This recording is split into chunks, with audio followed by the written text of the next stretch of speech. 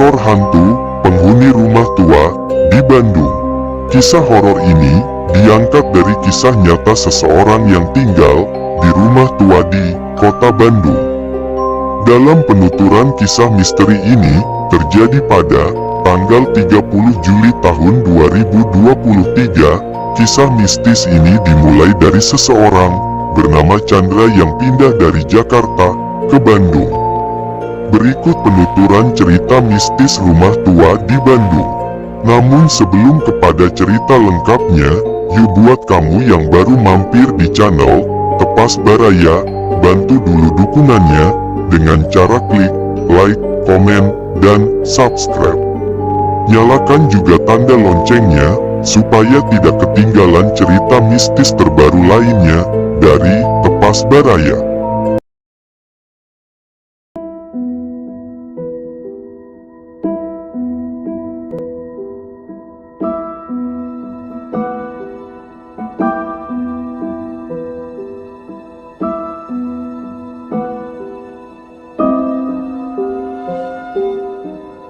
Chandra adalah anak dari keturunan yang orang kaya.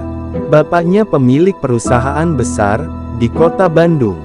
Dia juga ikut bekerja di perusahaan bapaknya. Bapaknya Chandra memiliki banyak tanah dan rumah. Bapaknya juga sudah menyiapkan rumah untuk anak-anaknya nanti kalau mereka semua sudah menikah dan tinggal di rumah itu bersama keluarga mereka sendiri. Chandra berusia 30-an, dan pada tahun 2017 dia menikah dengan pacarnya, Tira. Mereka pun tinggal di rumah yang diberikan bapaknya di daerah Bandung. Rumah yang diberikan bapaknya ini sedikit tua, tidak terlalu besar. Tanahnya sedang, tidak bertingkat dan interior rumahnya memang terlihat seperti rumah lama tapi masih layak dipakai karena sudah dibereskan sama bapaknya. Jadi Chandra dan istrinya sudah bisa langsung pindah dan menempatinya. Singkat cerita, Chandra dan Tira pindah ke rumah itu. Hari-hari berjalan seperti biasa, seminggu 2 minggu. Mereka tinggal di sana. Suatu malam, Chandra pulang dari kantor dan kebelet ingin buang air besar. Jadi pada saat dia sampai di rumah, dia langsung pergi ke kamar mandi. Dia duduk sambil main HP. Awalnya, Chandra yang sedang fokus duduk biasa aja dengan HP-nya.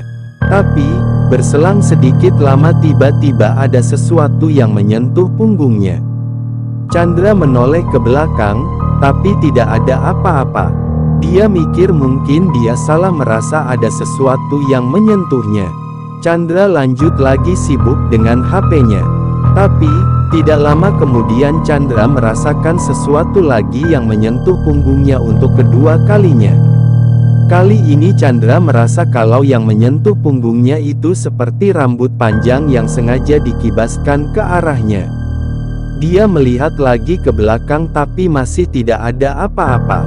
Dia berpikir mungkin ada seseorang yang jahil karena di belakang dia ada ventilasi kecil.